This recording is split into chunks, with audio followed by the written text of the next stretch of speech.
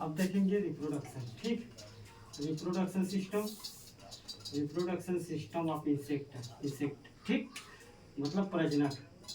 Basically insect में प्रजनक mail और फीमेल का देखना है और पार्ट्स देखना है आपको। संरचनात्मक पूछा गया है और थोड़ा सा समझ के रखना है होता क्या है एक्चुअली में।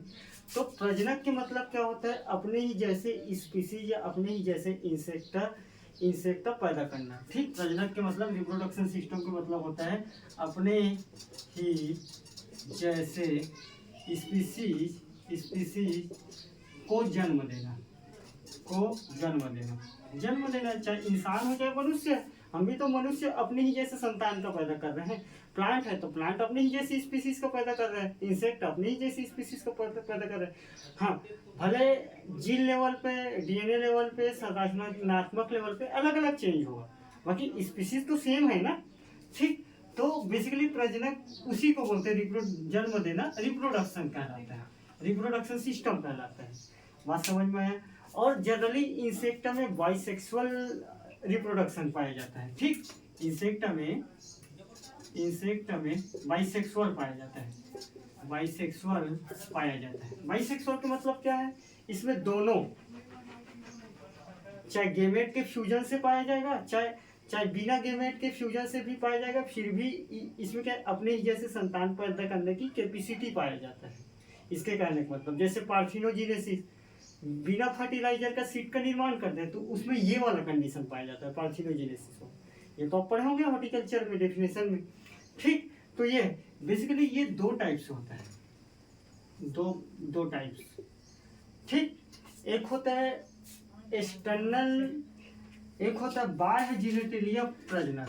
ठीक, बाह्य जीनेटिलिया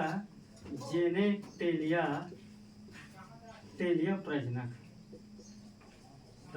एक होता है आंतरिक जेनेटिलिया प्रजनक।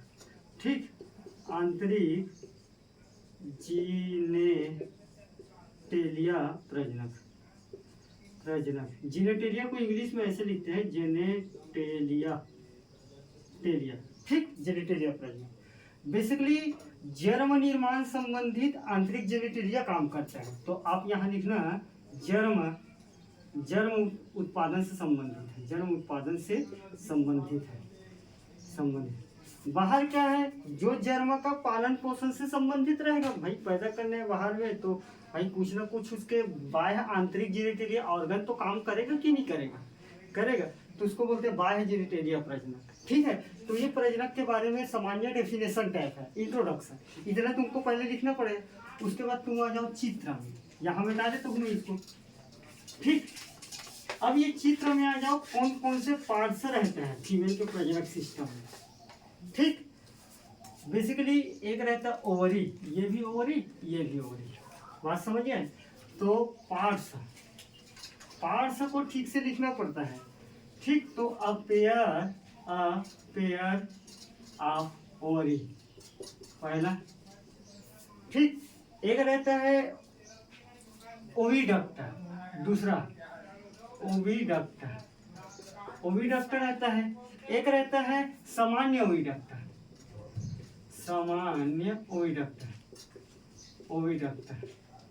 एक रहता है आवश्यक नली, बहुत सारा नली रहता है उसको बोलते हैं आवश्यक नली, इंग्लिश में लिखा होगा एसिसरी ग्लैंड। ठीक, एक रहता है एसिसरी ग्लैंड के बाद रहता है स्पर्मेथिका।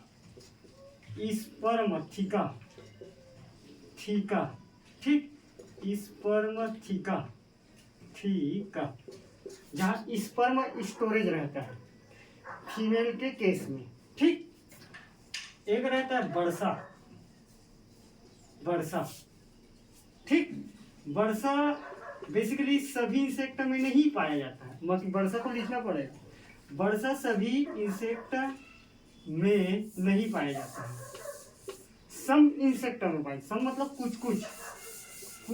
कुछ इंसेक्ट में पाया जाता है। ठीक, बात यहाँ तक एकदम क्लियर है रिप्रोडक्शन में। ठीक, तो अपन चले जाते हैं बेसिकली ये है ओवरी, ये है स्पर्मेथिका, स्पर्म थीका, ये गोल वाला जो दिख रहा है इसको बोलते हैं स्पर्म थीका। थीका, ठीक। स्पर्म थीका के बाद होता है ये वाला तुम्हारा पोर्शन दिख रहा है, इसको बोलते हैं वेजाइना। वेजाइना।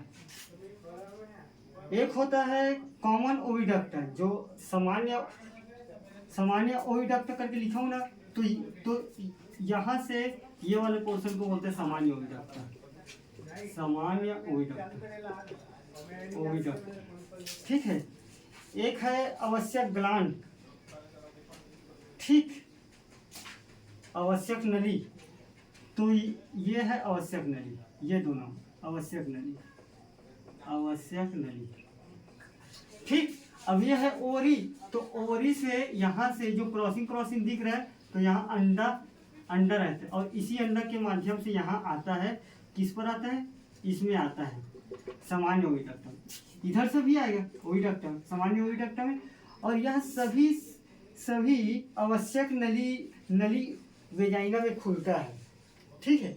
तो वेजाइना में खुलेगा तो यही से फर्टिलाइजेशन शुरू होगा, सेक्सुअल रिप्रोडक्शन, ठीक है। अब फीमेल के बारे में देख लेते हैं, ठीक।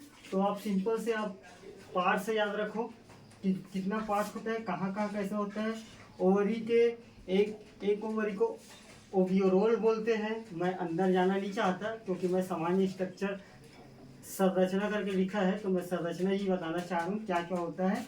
और ये ओवरी यहाँ से एकल अंडा करके ऐसे आता है और आने के बाद ये सभी एसेसरी ग्लैंड से रिलेटेड और सभी चीज़ से पोषण से संबंधित ग्लैंड से रिलेटेड सारी चीज़ वेजाइना में खुलता है।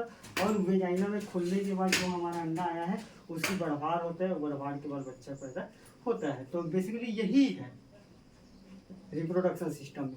आप वर्षा एक खास स्ट्रक्चर है, मैं लिख के भेज दूंगा। बेसिकली वर्षा में जो वल्वा का ओपनिंग रहता है ना, मैं अंदर जाना नहीं चाह रहा हूँ।